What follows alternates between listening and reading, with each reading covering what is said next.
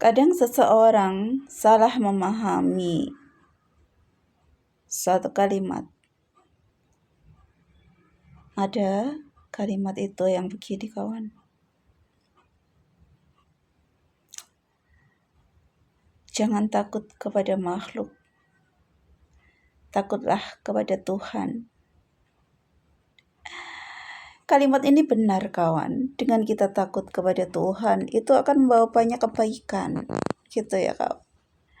Dengan adanya rasa takut di dalam diri kita kepada Tuhan kita, itu harusnya membawa kepada kebaikan, kerendahan hati, tawadu, dan macam-macam sifat baik yang lain. Tetapi kadang seseorang terjebak kepada kalimat ini dan salah memahami. Contohnya seperti apa? Begini, kawan. Kadang karena seseorang itu mendengar kalimat ini tanpa memahami dengan benar gitu ya. Hanya secara tekstual saja pemahamannya gitu. Kadang seseorang agar dianggap bahwa dirinya itu pemberani gitu ya. Aku nggak takut kepada makhluk, aku hanya takut kepada Tuhan. Seperti itu. Sehingga justru yang dia lakukan apa, kawan? Kadang dia jadi bersikap seenaknya terhadap sesama, terhadap makhluk, terhadap orang lain. Jadi bersikap seenaknya. Alasannya, aku gak takut kok kepada makhluk, aku hanya takut kepada Tuhan. Ini adalah pemahaman yang salah ya. Orang yang terjebak dalam pemahaman yang salah ya akhirnya seperti itu. Akhirnya dia tidak menghargai sesama, tidak menghormati sama makhluk, bersikap intoleran gitu ya.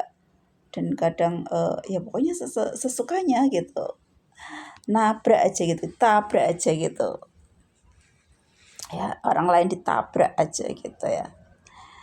Karena dengan anggapan bahwa dia itu sudah seakan-akan bukan takut kepada makhluk lagi, tapi takutnya hanya kepada Tuhan, sehingga makhluk diperlakukan sesukanya gitu.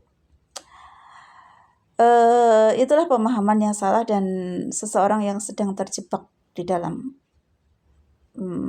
kesalahan paham gitu ya, kesalahan pemahaman begitu.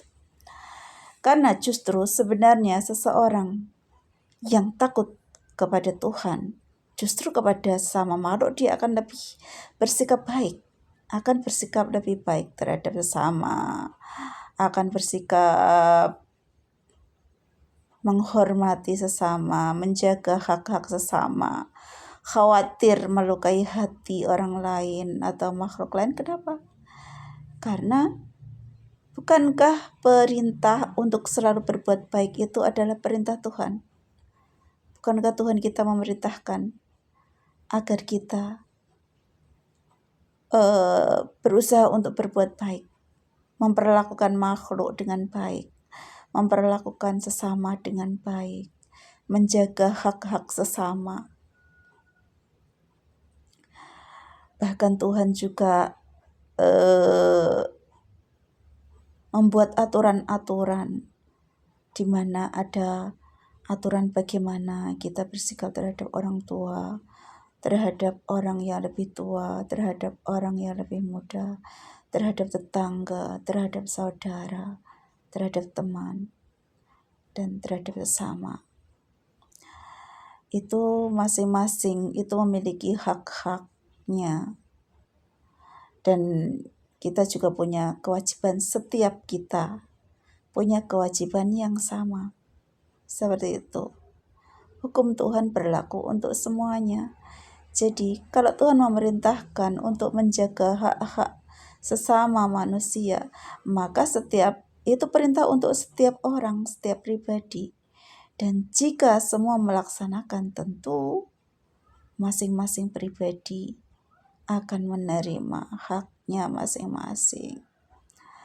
Dan orang yang takut terhadap Tuhannya justru dia tidak akan bersikap seenaknya terhadap orang lain. Kenapa? Karena dia sadar itu ciptaan Tuhan, itu makhluknya Tuhan, itu miliknya Tuhan. Kalau aku sampai menyakiti dia, aku bersikap seenaknya terhadap dia, nanti bagaimana kalau Tuhan marah karena mereka itu adalah milik Tuhan? Nah, kadang orang terjebak dengan kalimat-kalimat yang seperti itu, ya kawan. Kalimat-kalimat yang perlu pemahaman yang benar gitu, perlu perenungan, perlu pemahaman yang sebenar-benarnya pemahaman gitu ya, karena dia hanya takut kepada Tuhannya, kemudian kepada sama makhluk jadi sesukanya gitu. Karena anggapannya aku gak takut kok sama kamu, aku hanya takut pada Tuhan. Justru orang yang takut kepada Tuhan, dia akan perlakukan sesamanya dengan lebih baik lagi. Karena sadar bahwa semua yang ada ini adalah milik Tuhan. Karena sadar bahwa semua yang ada adalah milik Tuhan.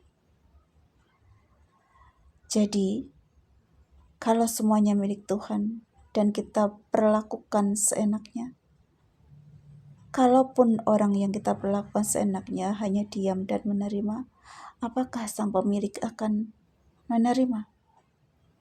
Apakah sang pemilik akan ridho? Nah, seperti itulah kawan, sedikit pengetahuan yang bisa kita bagi, sedikit pengetahuan atau pemahaman yang dititipkan dan kita sharing kali ini ya kawan. Mudah-mudahan itu bermanfaat untuk diri saya pribadi khususnya dan untuk kita semua pada umumnya. Mudah-mudahan keberkahan senantiasa ada untuk kita semua. Amin ya Rabb.